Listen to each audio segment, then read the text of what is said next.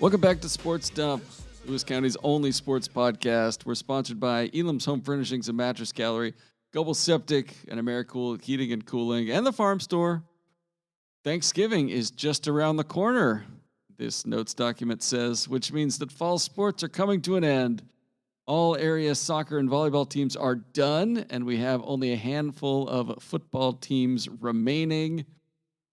Are we starting with football? We're starting with football. So, yeah. On Friday and Saturday, 10 local teams played in the first round of the state tournament, but only 4 came away with victories. Excuse me. On Friday, Zach went to Tacoma, where he saw number 7 Franklin Pierce get the better of number 10 WF West 36-21 in their state rematch.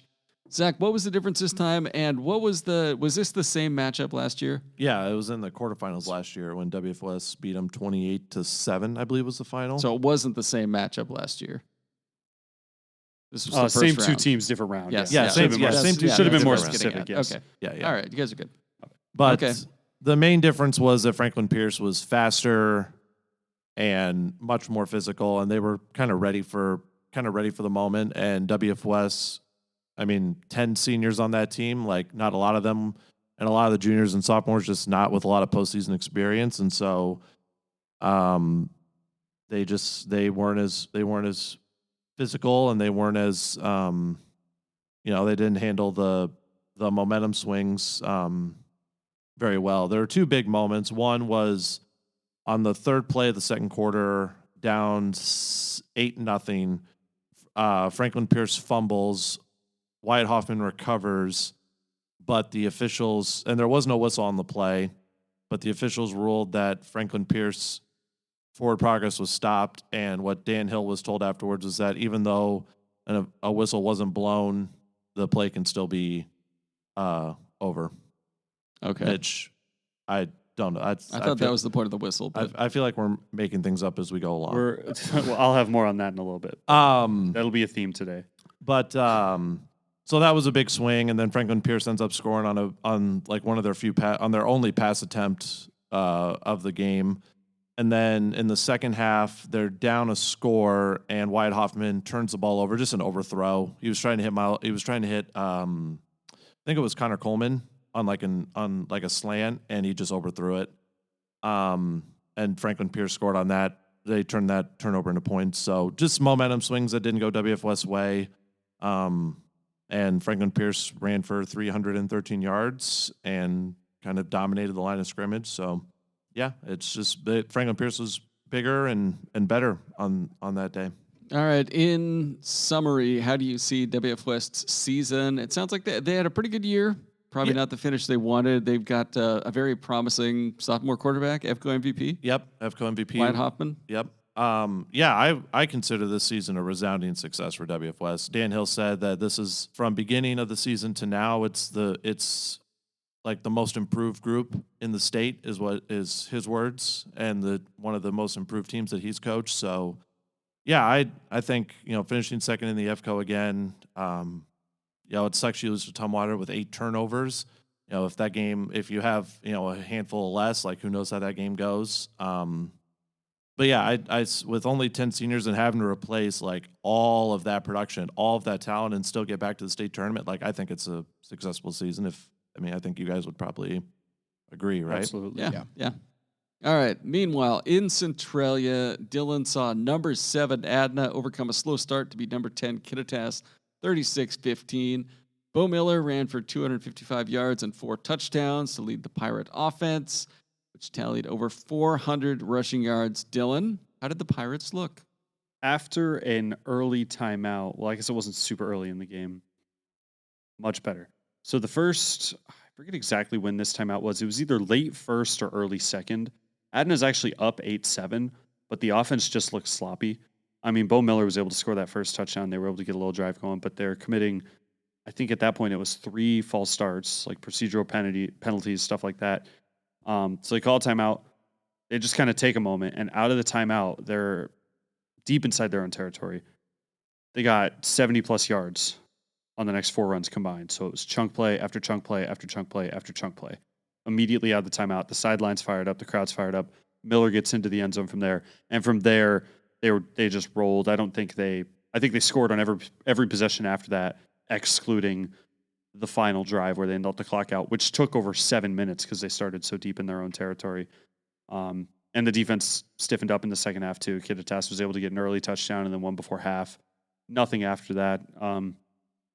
For a state tournament game, I think that's, obviously you would have loved to just do that from the beginning, but considering how it started, I think it's everything they could have asked for from the second quarter on, give or take. All right. Elsewhere on Friday, number 1, Toledo dominated number 16, Columbia Burbank, 45-14. In a game that was 30-0 after 1. And number 2, Tumwater, up in the 2A ranks, defeated number 15, Washougal, 47-6. You guys have any thoughts on that 16-1 2A matchup? What was it, Olympic and Archbishop Murphy? Oh, yeah, that one wasn't close either. 47-13. 48-13 or 47-13 was the final. You know what? I'm just hot take. I think they would have beat Washougal even worse. Should have been seated differently. Yeah, probably. All right, and then on Saturday, area football teams went just 1-5. The lone winner was number 8 Napavine, who Zach saw beat number 9 Northwest Christian 34-28. Where was this one at? It was at Napavine. Okay. Thoughts? Napavine was lucky to win that game. I mean, you want to talk about the District 4 killers, and we'll get into it later with Reubs and volleyball, but Northwest Christian are the District 4 postseason killers, and they could have added another one to their notch on Saturday. They were down 28-7, tied it, and Caleb Von Preston goes out on the game-winning scoring drive for Napavine, and Grady Wilson ends up taking the snaps. And they move Dean Hamilton to running back, and then Pono, the other running back, like in a 2 running back set. And all Grady does is just hand the ball off to Dean and Pono, and Dean ends up scoring from I think 3 yards out. And Grady was also on the field for the game-winning interception by Mason Jegg. And so, the calming presence of Grady, even though he's literally just handing the ball off and he's literally just playing a deep safety, the calming presence of him being there was what Dean and Mason were saying, that really allowed them to win the game. But not the prettiest game for Napavine. Before VP went off the field, and he had a 78-yard touchdown run. I think he had another 200-plus yard game. So, I mean, good day for him, but the defense could not get a stop, and it was not a pretty game, but pretty doesn't matter in the playoffs. Just a win is all that matters. All right. In Centralia, Dillon saw number 6 Rochester drop a 14-12 heartbreaker against number 11 OMAC. What made the loss so tough for our dear Warriors? So I'll set the stage late. 4th down, about 3 minutes left, give or take. Rochester is down 14-12, which ends up being the final. It's 4th and 6 or 7, and all game Rochester, despite what the score kind of indicates how the game went, they were having success running outside the tackles. They were doing these they were really just sweeps and tosses. They had no success up the middle, but they were able to get outside. So they try that, and Ethan Rodriguez comes up maybe a yard short. It was close. It was short for sure, but it was just kind of brutally close. And they turn the ball over. They only have 1 timeout, 2:50 something on the clock, and you're thinking, man, that's going to be tough, even if you get the football back here, And then immediately they force a fumble and jump on it. And it's bam, they're back. I always make this joke about a lot of things, and specifically football. It's the we're so back, or it's so over to we're so back. It was just that in a flash. And then a few plays later, interception, right back down.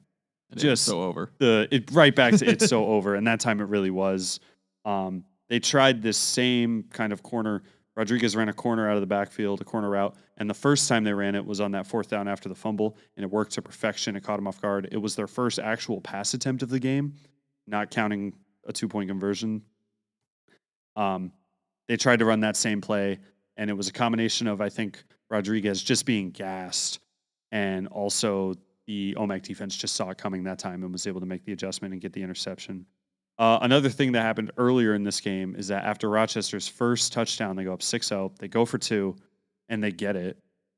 They got it. Ethan Rodriguez, he dives toward the pylon. He dives, gets the football inside the pylon. Ref rules him short. Don't know why. They said he was out of bounds. I don't know. Like, he wasn't. And John Holman got a photo of it too. Like, I don't know. Everyone on that side's like, yeah, he just straight up wasn't. But the only guy whose opinion actually matters keeps 2 points off the board. And that ends up, obviously there's a lot of game after that. It's not the difference in the game, but when the final score is a 2-point difference, it ends up making a pretty big deal. Yeah. So that's just kind of another thing that happened. And just the lows and highs and lows of that happening in such quick succession, and then your season's over. It ends very quickly. It can end very quickly in football, and it was just one of those cases. Okay. And then how do you guys feel, about Rochester's season? Zach, you were hyping him up as a state contender all year long, banging the drum. I picked them to go to the state semifinals. Honestly, I think it's a season that is short of what I think they probably expected. I don't want to say failure, but I think it's a season where you're like, damn, it ends like that. Like, you lose to Montesano in a heartbreaking way, where you have a chance to at least tie the game and you fumble it after Rodriguez gets a first down, and then you fumble it. So you lose out on repeating your league title, and then you lose your state quarterfinal game or your round of 12 game in this fashion.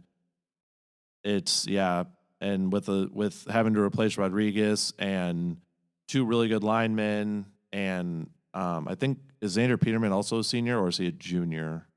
Because Maddox Rogers will be back, but I can't remember if Peterman's also a senior or not. Regardless, like, you lose a lot of talent, and it's going to feel like, was this the year that something special could have happened, and you're never gonna get that answer. Peterman is a senior. Okay, so yeah, I think what you said best sums it up. That was the vibe instantly, and that kind of just lingered. It's like, that's how it ends. I'm sure there are better examples, and this is not a 1-to-1 comparison, but the Blair Walsh field goal from that game against Seattle so many years ago, that rings in my head, where it's like, if you're a Vikings fan, you're sitting there and you're like, there's no way that's how it ends. Yeah. And it is, and it's a tough pill to swallow, and it's something that they're going to have to sit on for a while. But yeah, it's just football sometimes. All right. Speaking of our favorite run-heavy teams that lost by 2 in disappointing fashion around earlier than we thought they would, on Alaska, the number 6 seed came up short against number 11 Liberty Bell, 40-38. Dylan talked to Maz afterwards. This was, where was this? In on Alaska? This was in Alaska, and we want to talk about important 2-point conversions. On Alaska scored 6 touchdowns. They converted 1 of 6 2-points and lost by 2. And they committed, I believe, was it 20 penalties? 20 penalties. And that's kind of what Mazen Sadi was kind of just harping on after. He's like, I say it every day. He's like, I know you guys have heard me say it. I know it's been put in articles. It's the little things. We didn't do the little things, and especially in the playoffs, that's going to cost you, especially in a close game like that. Sounds like Liberty Bell got a ton of flags too. It was a bit of a penalty fest from what it sounded like. 13 for Liberty Bell, so 33 total penalties in a state court in a first round state game. Yeah, that's pretty tough. All right. Oh, and also, speaking of making stuff up on the fly, Rodriguez is 2-point from Rochester, and then an alleged fumble that happened in this game kind of hurt Ani on a potential scoring drive too. Otto says he has photos of the kid down. Ball pops out. They say he's not down. All of a sudden, the other team gets the ball. It's all of a sudden potential points off the board, and it ends up being a 2-point game. Obviously, nothing comes down, and I'm sure all these coaches would agree. None of these games come down to these plays specifically with so much else that happens, but it is just kind of something you sit back and wonder, like, had that gone differently, what if? All right. And then on Alaska's season, how do we feel? Probably ended a little earlier than everybody expected. Probably around, like you said, intro in at AVT, probably around earlier. And I know I picked them to the semifinals, but, probably. Well, we all did. Well, hand up. I don't think I did. No, I think it was just you and me. I did too.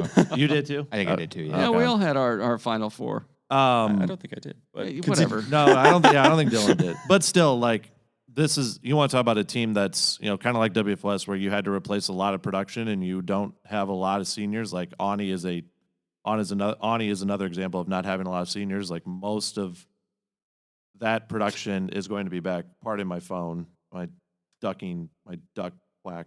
I forgot to turn on silent. There we go. That's a team that's going to bring pretty much everyone back, like Ethan Thayer, Morgan Allen, Carson Albertson, Lane Gordon. Most of the offensive line will be back. Like that's a team that next year we're going to look at and be like, they're going to be motivated and hungry. And Maz and Wayne are going to get them fired up from day one of spring ball. All right. Elsewhere in the 2Bs, number 14, Peel Willapa Valley lost to number 3, Tri-Cities Prep 56-0. Thoughts here? I talked to John Peterson for a couple minutes after that. Just one of those TCP's top 3 seed for a reason. You tip your cap, hell of a ball club, and basically, said that, and then also just gave credit to his guys. Peterson was kind of, humorously self-deprecating a little bit. He's just like, I'm just an old guy who came in here with nothing better to do, just trying to get out of the house. And, this group played their butts off for me, and we won 7 games and made the state tournament. And he was super appreciative of all of them. I want to say that Brody Richards got hurt early in this game as well, so Blaine King was playing quarterback. Just a lot of factors working against them, and then you go up against a top 3 seed like that. Still nothing to hang their heads on, I don't think. We talked about the season as a whole. Yeah, that's a hell of a season for PWV. 7-4 overall, I believe, getting to state. Take that any day. All right, number 12 lost to number 5, Montesano, 49-7 in a rematch of a game they played, 3 weeks ago? Yep. Yeah, Tenino, yeah. They ended up finishing better. I mean, they lost 49-0 the regular season, 49-7. So, all right, that was always a tough draw. Yeah, it was brutal. I think the other 2 1As, if I remember correctly, Life Christian Academy beat Nooksack, and then I want to say Seton Catholic beat the Center 14-7. Yeah, Seton Catholic beat the Center. Yeah. So. Still impressive for Tenino though, beating Cascade Christian. When we all said that was a tough draw, we all picked them to lose that. Right. So yeah, shout out to Tenino. All right, and then number 15, Rainier, lost to number 2, Newport, 56-6. Is it time to ask, is Newport for real? We need to be on the lookout? I'm going to find out this weekend. We'll get to that, though. More on that later. All right, that leaves our later will be now. That leaves our quarterfinals. As number 7, Franklin Pierce at number 2, Tumwater on Saturday. Number 7, Adna versus number 2, Newport at Eastern on Saturday at 1 o'clock. Eastern's Red Field, the Red Turf at Roos Field. And then number 8, Knapvine versus number 1, Toledo in Kelso on Saturday at 5 o'clock. Let's start with Franklin Pierce at Tumwater. Who do you guys think is going to win this one? Power T versus Wing T. This game's going to take 75 minutes. Maybe the Birds. Yeah, give me... Wait, which Birds? The T-Birds. The T-Birds. I forgot. Man, I Franklin Pierce is going to give him a game. I do think that Allen and Ford and Lominga, they are fast, and Ford is really fast. Lominga's kind of in between Allen and Ford, but I still think Tumwater wins. You gotta go with tradition at this point. Yeah, I think it's fair to say Tumwater's had a schedule to prepare him for a 2A run. getting to Puyallup earlier in the year. Mm-hmm. Obviously WF West is a really good team. They got Nooksack Valley. So I think Tumwater is the better team, but it should be. I'm hoping for a shootout. I'll be at this one. Yeah, I'm hoping for a fun offensive game. Everything Tumwater does in the first 4 or 5 weeks of the season is to prepare them for this time of year. I mean, I think they had the same non-con schedule this year, and it's Nooksack Valley, Puyallup, Union, Bainbridge. And I don't know how strong Union was this year, but they're traditionally pretty strong, or at least they were when I was in school. But anyways, the point is, Garrow literally says we try to schedule losses because we want to play these tough teams. It's kind of the Napavine way as well. It's we're going to schedule tough teams early. We're going to find out a lot about who we are. And then come November, hopefully we've learned our lesson by then and made the adjustments. And Tumwater, their only loss in that slate was to Puyallup, only by 6. Yeah. That's the top 4A team in the state. Yeah. Crazy. Okay. Adna at Newport. How do we feel about this? I like it better now that it's on turf, because this is what I heard, is that that Newport's district rep looked at Newport's field. It was originally going to be at Newport's field, and they have grass, so they don't have turf. And they looked at that field, the district rep, and they're like, yeah, absolutely not. So that's why I got moved to. It's getting Eastern awfully late in the Washington. season to host a football game on a grass So I field. think it being on turf actually favors Adna just because I think they have really good athletes and Kephart and Grayson Humphrey and obviously Bo Miller, Nayland Ramirez, and Trevin Salmi can also, scoot in and run a little bit. So yeah, I think being on turf really, really works in Adna's favor. One weird thing about Newport, they've only played once in the last 4 weeks because they Is had. that real? I think it is. Oh, is this the league that says everyone's like 7-0? I'm not sure. It says they forfeited, or Jenkins Chuela forfeited Oh, on Chuela Halloween. forfeited. Yeah, and then they they did. beat Rainier. But October 24th is their last regular season game. This is the same league with Freeman and Asotin. Like it's that in Yeah. that. And Colfax they beat league. Columbia Burbank.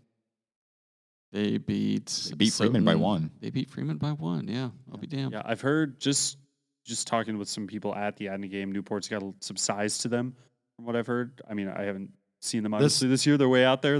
This is how Cochran described it to me.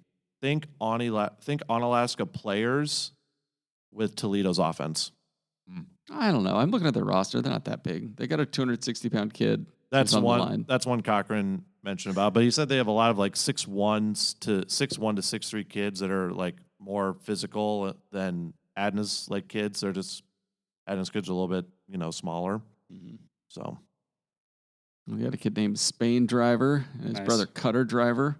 ooh, Solid names. those are all right.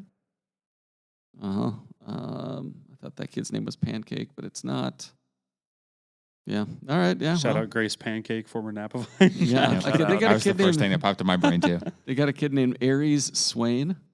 Okay. Good name. These are some all-state names. I saw Decker Bell. one of the That's a good all name. league teams had a Landon, but instead of Landin, instead of an I, it was an apostrophe. What? No. Okay. That's unnecessary, I Did think. they have a G at the end? No. Ending. Okay. And then number 8 Napavine versus number 1 Toledo in Kelso Saturday at 5 o'clock. How do we feel about that?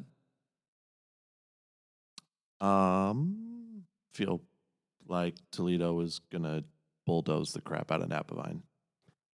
Okay. That's how I feel. After watching that secondary, like Northwest Christian, like dink and dunk their way past that secondary, like I think Adam Kruger might have a field day. Okay.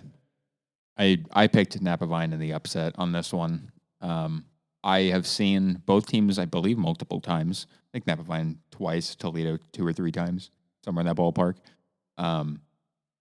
When you look at the season that Napavine's had, there's no real reason to pick them over a team like Toledo right now.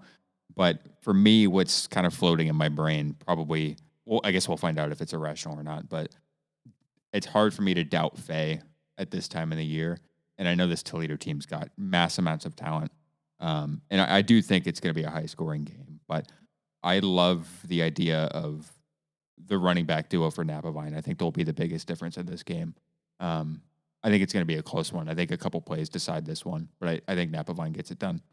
I'm kind of somewhere in the middle where I do trust kind of, earlier in the season, we talked about like trusting kind of the historical trends and giving the benefit of the doubts to the teams that have done it before. And I do think Napavine in this case is that team. But I do think that Toledo has enough talent to make up for that, what we would kind of consider, an intangible advantage at least. Maybe not on the field, but on paper, what we're talking about here. I think Toledo has the talent to overcome that and be the top seed that they're built to be. Toledo's closest game of this year was a 51-26 win over Adna in week 1. Correct. Nobody else has been, in the same ballpark as them. So I don't know. That'll be an interesting game. It'll be a good test for Toledo. We shall see. This podcast brought to you by Goebel Septic, providing septic service and portable sanitation for Thurston, Lewis, Mason, Cowlitz, and Grace Harbor counties. Septic pumping inspection and riser installation, commercial septic pumping, grease trap services, porta potty rentals. They will rent you a sink to go with that porta potty. Give them a call at 360-736-2167 or check them out online at Goebel Septic. That's Goebel Septic.com. Reubs, you didn't take any football this weekend. I didn't. Oh, Instead, you were basking under the roof of the glorious Sun Dome in the Palm Springs of Washington. All right. You were rotting in your concrete crypt over in Yakima, covering state volleyball. How was the Yakima experience? I enjoyed the drive. You know, I've been to Eastern Washington. The drive. The drive. I enjoyed the drive. Yeah, we'll start there. I've been to Eastern Washington a couple of times, or closer to that side of the state a couple of times, but I've never driven. So quite enjoyed the scenic. You go through White Pass? No, I went through Snoqualmie actually. Nice. So Oh, up north and then down. All right. Love going through Snoqualmie. Yeah, I was advised. Well, you're to both take that way. incorrect, but the White Pass route is much more scenic. I'll I'm probably sure it take is. that in the spring. Yeah, absolutely. Yeah, I would love to see it that as well because I've never been to White Pass either. But yeah, Yakima is it's an interesting little town. There's a lot of similarities with Spokane for one reason or another. Not very clean, I shall say. Where did you eat? What was the best meal you had over in Yakima? The best meal for sure, and shout out to Dylan for this recommendation. Right by the hotel, there's a little place called Waffles Cafe, if I'm not mistaken. That's what it's Okay. called. It sounds like super solid. Yeah, fantastic. Had me a little strawberry banana waffle and some sausages. I'm a pancake over a waffle guy. I know I'm probably going to be, crucified for that take, but I do like me a waffle. I have no problems with waffles. Those are by far the best waffles I've ever had. Okay. Phenomenal. All right, on to the volleyball. It was a rough tournament for the Central 2B League. Rainier went in as the number 1 seed, lost a quarterfinal to Northwest Christian, and then they lost the rematch with Tudor Lake and left without a trophy. Reubs, what went wrong? I put in one of the stories that Rainier was the victim of their own mind. A lot of it was just mental errors. It didn't seem like they were really outmatched a whole lot in this tournament. But you can kind of see it early on against even the 16 seed Orcas Island in the first round that, they were going to have to play, some unbelievable volleyball to get through. They lost that first set. I think they were down by like 8 or 10, something like that in that first set against Orcas Island. They were like, whoa, what's happening here? Like there's all sorts of stuff wrong with this Rainier team. And they had just won the district title, in dominant, I would say dominant fashion over Tudor Lake. They swept them, but it was a very competitive sweep. I will say that, but they just looked out of sorts at times, and they were able to put it together a couple times. They had a couple comebacks against, I think one of them was against Northwest Christian in that quarterfinal. They came back from down 10, but against Tudor, they just looked tired. They looked emotionally drained after losing that quarterfinal. Mentally, I just don't think they were all there. Alison Ohms had a really good tournament. I just think those other pieces needed to step up a little bit more. All right. Also in the 2B tournament was Onalaska and Toledo. The Loggers also lost in the quarterfinals to number 2 Freeman, the eventual runner-up. And they also lost a game shy of the 5th-6th trophy game. You talked to Susan Gordon after. How was she? I did. I think she kind of took in just the novelty of this season a little bit. I talked to her after the district tournament, and she seemed like the standard was really high for what they wanted to do and wanted to accomplish. And even after they won their winner to state game, she just wasn't happy. They came out really flat in one set against Raymond South Bend in the district tournament. So I was kind of curious to see if she would keep that standard really high at state, or she'd kind of lay back and be like, wow, we're in a new place. Haven't been here in 10 years. And it kind of was a little bit of that. They won their first game, and there was some of that, but she knew they had to play better. Freeman is just Freeman looked unbelievable in that match, and they were playing. 3 of our teams were playing at the same time, so I didn't get to watch every single, set of that one. But Freeman, from what I saw, just ran through on Alaska, and Alaska did bounce back in that consolation bracket, but came up just a little bit short. But I think this is a team that's going to be, exciting for next year as well. I think they'll be one of the top teams, if not the top team again in the C2BL next year. All right, and then Toledo bounced back from a first-round loss to get their first state win since 1981 over LeConner. But then they lost a 2-0 lead in the next game to finish 1 win shy of the 7th-8th match. Reubs, how would you describe Toledo's mindset after the tournament? Yeah, kind of similar to Onalaska. I think they appreciated just being there and being able to get a win. Unlike Rainier and Onalaska, they won their second game after losing the first one. So they came into day 2 with a little bit of momentum, whereas the other ones were, trying to bounce back.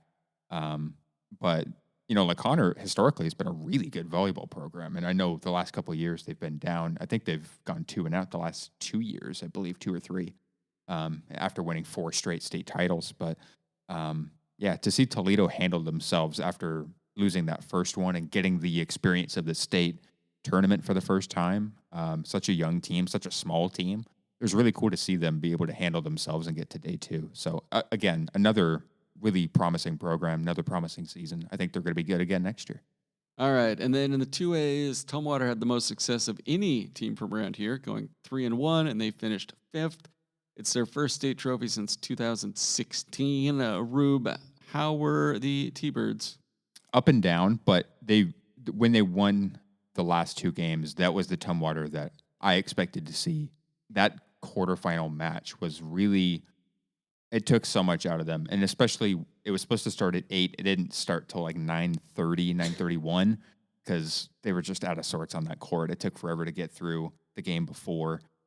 I think by 8 o'clock, the game before was still in the second or third set. It went 5, so it just took them forever to get through. But losing that so late and then having to come back and play the next day at like 12:45, it was really impressive the way that they bounced back. And talking to Kennedy Croft, the first-year head coach there, she was really impressed with the way the seniors were able to just flush that. Where we were talking about the 2B teams, it didn't feel like they were able to flush a previous loss, whereas Tumwater did that really well. And to be able to come back when they won the 5th place game, they were down 2-1, came back and won the last 2, and just the impact that it made on those seniors, especially as they were on the floor celebrating, was really cool to see. It meant a lot to them to be able to bring back a trophy for the first time in 9 years. All right, this podcast is brought to you by Elam's Home Furnishings and Mattress Gallery at 1530 South Gold Street in Centralia, meeting all your furniture needs. But don't take it from me. Take it from their Google reviewers, including Steve. Oh, that's my burner. Nope, he didn't leave it. He didn't actually leave a comment. He just gave him 5 stars. Or Judy, who said, best furniture store ever. Zach, how do you feel about that? Is that one of your lead pipe locks? Yes, best furniture ever. Take it Elam's from Home Furnishing and Mattress Gallery, lead pipe lock. Take it from DT, who says, helpful, friendly staff. Let me look without pressure, unlike the Chronicle sports staff. Damn. Wow. And then Judy Helms, who said she found the perfect chair, preferably for, I don't know, maybe like to sit over in the corner, probably. Always professional and friendly. This is super random. Does anyone else's grandma not sleep in a bed? What? My grandma has a chair. My grandmothers are dead, sir. I'm sorry. So sleep in coffins. Is what you're getting at. They didn't get the coffins from Elam's Home Furnishings and Well, Sleep Center. We give it 5 years, maybe with expansion and stuff. I don't know. They should, yeah. Visit elamshf.com to learn more and hopefully forget this ad. We now turn Love to you, Grandma. We now turn to the pitch. Shout out, Grandma. Where Napavine and Okanagan played a nearly identical round of 16 matchup. Dylan was there and can explain. Yeah, so last year, no score till the 71st minute. Hannafay scores. 2 minutes later, Okanagan scores. A few minutes later, Hannafay scores. Boom, boom, boom, 2-1 Napavine. This year, it wasn't exactly the same, but Hayden Kaut scores in the 5th minute. It's 1-0 until the 76th. Okanagan ties the game. And then 2 minutes later, Janet Gallagher scores. And you're just sitting there. And I think everyone kind of had the same thought. It's like, this is the exact same as last year's ending. It just kind of felt destined for, maybe that's just Napavine. It just kind of felt destined for PKs again. Like the district. Well, I guess it was really just the district title game, not the district tournament as a whole. But it just kind of felt destined for PKs again. And then sure enough, just a loose ball in the box after a corner, and Gallagher's able to hit it. There were so many bodies in the box, but it just skirts past the defender, past the diving keeper. 2-1. That's all you need. It's not the prettiest, but like Zach said earlier, you don't get style points ever, especially in the playoffs. And I think they were just as excited one way or the other. All right. The Tigers' run came to an end in the quarterfinals where they lost 3-0 to number 2 Elam Roslyn. Second straight year they've lost in the quarters. I'd still put it as a successful season, though. Second straight district title. That's 6 in a row for John Bates. I think I mentioned that last week. But 6 in a row for Bates as a coach. And he just gave credit to his seniors talking after. I'm definitely going to forget a few, but I know it's the Fays, Hayden Kaut, Talon Evander.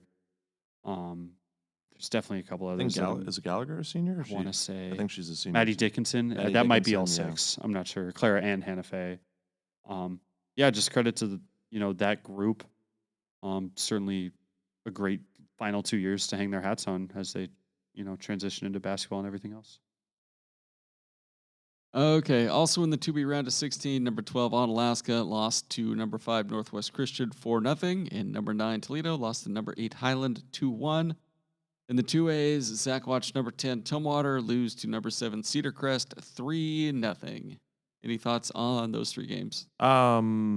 Cedar Crest really fast. They've got a D1 track and field recruit signed with Michigan. Literally that morning, blank on her name, Lainey McKinney, I believe is her name.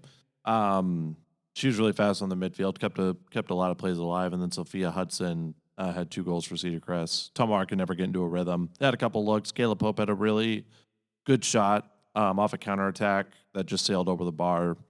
But outside of that, just not a lot of chances for Tumwater. Also, it's not in the notes, but Tenino also lost in their round of 16 in 1A. They lost to Kashmir 6-3. I know, Dylan, you talked to Trevor and Dave, right? Yeah, they were, obviously disappointed with the result, but, we've been talking today about seasons as a whole. I think that was an incredible year for Tenino. I know that they felt it was a huge step for the program. Maybe you remember this more than the rest of us because we weren't here that long ago, Aaron, but like 4 or 5 years ago, this is a team that made state multiple years in a row with this stacked, I think it was either 21 or 22 senior class, like that year they graduated. Mm-hmm. And they basically, it was just Dave at the time. And he's like, yeah, honestly, after that group leaves, it's no one's fault, but you kind of just have to completely reset, like as a program. Trevor comes in, and over the years, they've kind of both tinkered with, what they specialize in as coaches. They almost compared it to, if it was a professional sports team, one would be the coach and one would be kind of a GM or president of ops or whatnot, but they've both kind of filled in with their roles and their assistants. And they've just got this group that has really bought in over the last several years, or handful of years, I should say.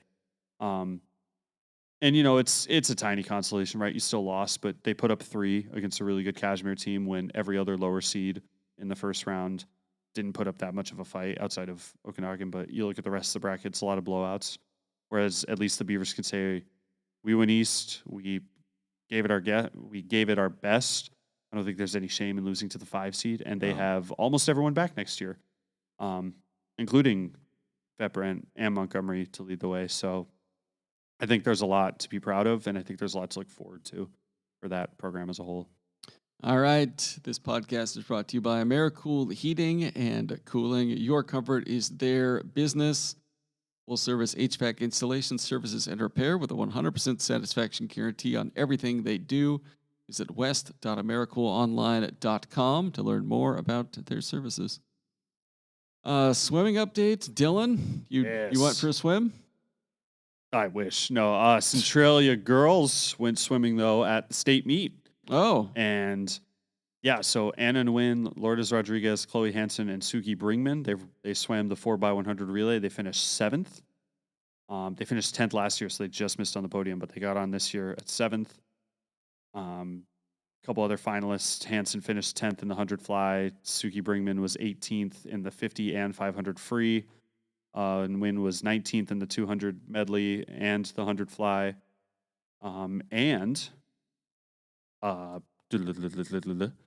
Centralia has a boys swim team for the first time in school history. I believe that starts this coming winter. I believe it's the winter season. Yeah. So yeah. And we were talking about this off mic before we got started, but I'll ask you guys again. Do you think there's anybody on the boys swimming team that has never swum before and is like, this is a good time to learn? I put the over under at 2.5, and I think it's probably right at 2.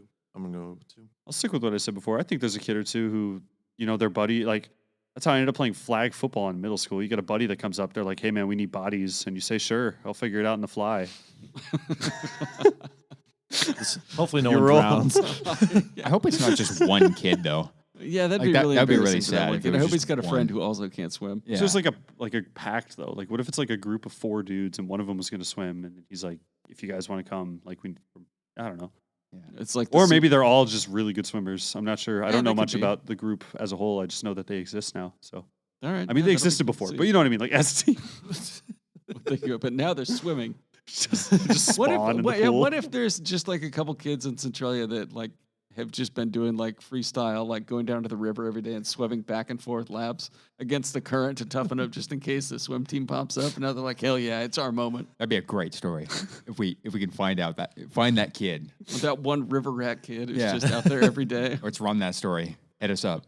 Who's the kid in Hoosiers? Jimmy Chitwood. There's like the Jimmy Chitwood of the Centralia swimming team. Oh yeah. I know. Yeah, I haven't seen Hoosiers in like 10 years. It's been a long time since I've seen Hoosiers. Great movie though. Yeah, it is. All right, grid picks. We've got another week.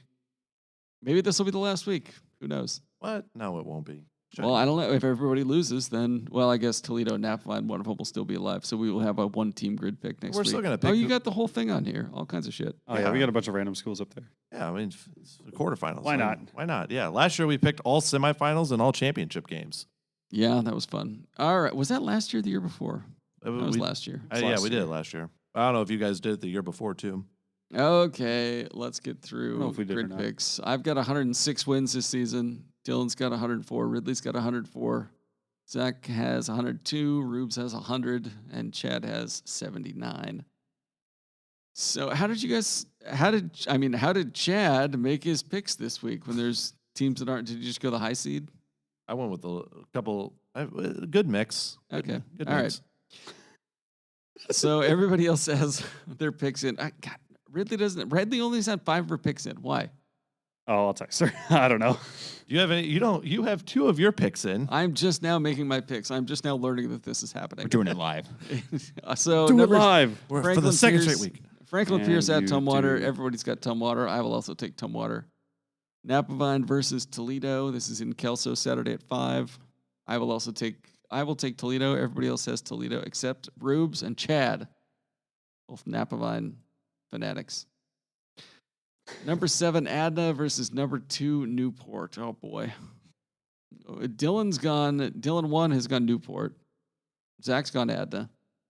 Reubs has gone Adna. Ridley's gone Newport. And Chad, of course, has gone Adna. You agreed with me that Adna would be in the Final Four. And I just, much like Abraham Lincoln, I wear a stovetop hat and cannot tell a lie. Adna. Hell yeah. All right, number 6, Linden versus number 3, East Valley Yakima. I know nothing about either of these teams, so I'm taking Linden. They both run the spread offense. Linden. This is whoever wins between Tumwater and Franklin Pierce will play the winner of Linden. East Valley, I wonder who Tumwater's rooting for. They both run the spread. Who cares? I feel like Tumwater would much rather see somebody who's not Linden. Libertyville versus Tri-Cities Prep. Winner of this will play winner of Adna Newport. So Liberty Bell beat. Oh God, I kind of want to go Liberty Bell.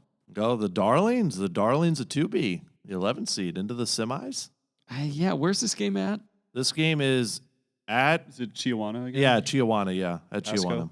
Liberty Bell beat. I mean, we had Onalaska in the Final Four. We did, yes. So by the And Liberty Bell by the transitive property. right, exactly. Should be Tri-Cities Prep. Yeah, I'm gonna take Liberty Bell. What the hell? Screw it. Yeah, Are you know you what? changing? Give You me have the TCP gritty on here. The gritty. No, I'm kids, I'm going TCP. Oh, okay. I'm I'm- almost, yeah. Those gritty kids from Winthrop or Twist, whichever one Liberty Bell's in, against Winthrop. those prep school children from the Tri-Cities area. Look, I know some Tri-Cities folk, Matt Beatty, and the The real elitist. the prep school crowd there. You know what? Give me those gritty kids from up north.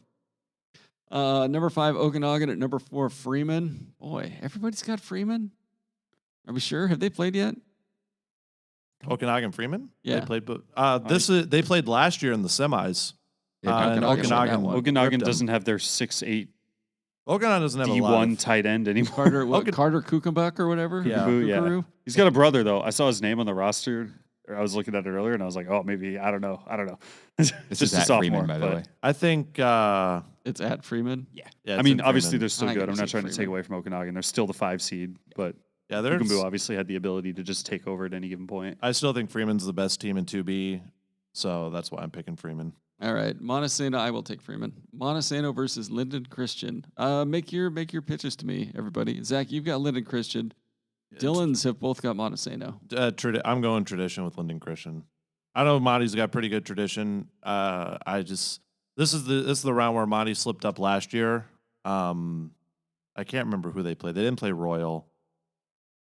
Maybe they did. I don't remember. But this is the year they slipped up in this round last year. I think they slip up again. I think the winner of this probably gets Royal. Yeah, most the likely, winner of yeah. this gets Royal. Unless so Royal gets upset somehow. but- that is not happening. Yeah, I know. I like Montesano's offense to Southern against Napavine earlier this year. I know that's a 1A, 2B comparison, but I think what I saw with the speed and the ability of the receivers out wide and that kind of spread offense, I think that translates up a level, even if it's, as loaded as a team as Lyndon Christian is. I'm going to be a hypocrite and go against everything I said with the Napavine Toledo. I'm going to go against tradition, and I'm going to take Montesano because I watched them against Rochester in that game, and had to score the second half, but their offense is really, really talented. I think they could win. Okay, number 5 Nacelle versus number 4 Elmira Cooley Heartline. Nacelle really just blew the doors off of whoever they played on Saturday. My mom was at that game. Put up a damn near Sending 90 me piece. updates. And God, Elmira Cooley Heartline. God, they win it like every other year though. But I want Nacelle to win. How did Nacelle Wahkiakum turn out this year? Do you guys know? Wahkiakum blew them out like 59-10. Speaking of teams that put up a bunch, Wahkiakum and Pomeroy are facing each other. They both put up 70 plus. I think Pomeroy cleared 80 in their first round game. Yeah. All right, I'm going Wahkiakum over Pomeroy and Elmira Cooley Heartline over Nacelle. As much as I hate to do it. Gonzaga Prep and Graham Kapowson. What? It's just just for fun. That gets us to 12, I think, just for a round number. No, it gets us to 10. Or is it 10? Yeah. I rescind everything I said about those prep school. I feel like you're taking Gonzaga Prep. I also took Gonzaga Prep. I took GK just because I don't know why. Shout out Dylan Morris. I think I'm the only one that might have any insight on this because I covered Yelm football against GK. GK might have the best quarterback in Washington State. Oh, that's right. This dude is I know about this dude. Yeah, he's really good. AJ Tuiviave, I Oh, believe his that's name right. is. That Yeah. kid is a freak He's of like nature. is he a 4-star or 3-star recruit? I believe 4 at Is he least. committed anywhere or not yet? I'm not sure. Because he's a junior, He right? is. He's got offers galore. Right? Is he a junior or a sophomore? I think he's a junior. Yeah. I believe. Mm-hmm. Talented kid. He threw 5 touchdowns in a 48-12 win this past weekend. He's a 3-star recruit. Oh, okay. Are you looking at 247? 247. No, I'm looking at what's that basketball Instagram account you guys are always going on about? Wait, Northwest Ballers? Yeah, That's I'm suing the Northwest WIA Ballers. currently. Shout out. And it's just a bunch of Instagram pictures of a door closed and a padlock on it. According to With tears. 247 Sports, he has offers from Washington, Arizona State, BYU, Cal, Miami, Oregon, Portland State, and Sac State. Yeah. I think he threw 7 Two touchdowns. of those are not like the other. Yeah. He's 6'3", 240. He is a sophomore. Sophomore. Damn. Yeah, that's AJ good. He was only a freshman last year against Yelm. He went into Yelm last year and threw, I think, 7 touchdowns at like 400-something yards. Yeah, this kid's for real. Yeah, Kid- he's he's- for real. He's tied for second in his class for top recruits in Washington, and I just clicked on to see who was one. Eastside Catholic in Sammamish has a 5-star, depending on which rating you look at, and he has 20 offers already. Of course, Sophomore Eastside Catholic. up from Sammamish. Titan McNeil. That has Dope nothing name. to do with what we're talking about. I just thought it was crazy. It's a dope name. That is a good name. To hell with Eastside Catholic, though. Oh, they also have the other guy who's tied for second. Well, you didn't want to put Eastside Catholic on this this list? They're I didn't even- create the list. Sure. They're not even playing, I don't think. All right. What do you guys cover next? I'm making the trek to Cheney. Are you shooting it, or are you going to have Brandon get you some pictures? Oh, I was just planning on shooting it. I know Zach keeps saying Cheney, and it's throwing me off. It's Cheney. It's Cheney. Cheney. You going to go to Zips? Get yourself a Yeah. bag of hamburgers? I was there's a Chili's in Spokane. Hi, welcome to Chili's. And there's also, Otto was trying to put me on a pizza place. He just Googled Spokane Pizza, and he was scrolling through the list. He's like, it's some old lady's name. And then sure enough, Rose's Pizza. Sounds like I got to try that. And then on the way back, I'm seeing a buddy in Ellensburg. So we're making a trip out of cool. this thing. Yeah, good. That'll be fun. And then Otto and I are going to be at Kelso for Napavine Toledo. I'll be at Franklin Pierce Tumwater. All right. Well, we will have results from those games later, I guess. Anything else you guys want to add? Presumably on Saturday. Hopefully on Saturday. Practices, basketball and wrestling practices have already started. We're actually going to be Games getting start next week. Basketball games start next week. Believe it or not. Yeah. Got to make a correction to what you guys were talking about with Napa Vine. That doesn't sound right. Jenna Gallagher is a sophomore. Damn. Okay. The other- Who's Maya Kunkel was. That's right. senior. Okay. Thank you. Yep. Got to make sure. Boy, we're not even close. She's a sophomore? Yeah. Way off. Thanks. We suck. All right. Let's close it out We there. do what we can.